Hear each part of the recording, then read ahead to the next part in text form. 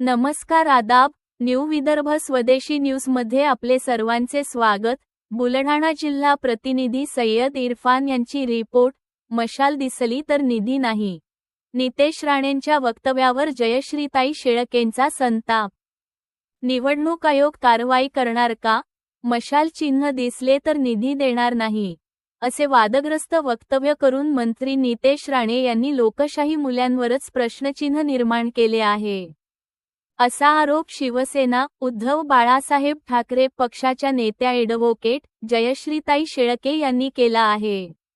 संविधानिक पदावर असलेली व्यक्ती थेट मतदारांना धमकावण्याची भाषा करत असेल तर ही बाब अत्यंत गंभीर असून निवडणूक आचारसंहितेचा भंग आहे। भाजपने आजवर धमक्या, दबाव आणि दडपशाहीच्या जोरावर निवडणुका जिंकल्या असल्याचा आरोप करत नितेश राणे यांच्या वक्तव्याने हे सप्रमाण सिद्ध झाल्याचे शेळके म्हणाल्या। आज जनतेच्या मनात शिवसेना, उबाठा पक्षाची मशाल पेटलेली आहे।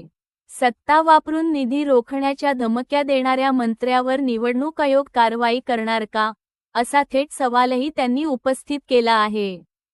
मशाल चिन्ह दिसलं तर निधी देणार नाही अशा प्रकारचं वक्तव्य करून मंत्री नितेश राणे यांनी त्यांच्या बुद्धीची उंची दाखवून दिलेली आहे। भारतीय जनता पक्ष हा आजवर अशाच प्रकारे पैशाच्या जोरावर धमक्या, दडपशाही आणि दंडेलशाही करून निवडणुका जिंकत आलाय। हे सप्रमाण सिद्ध करण्याचं काम मंत्री नितेश राणे यांच्या वक्तव्याने केलंय।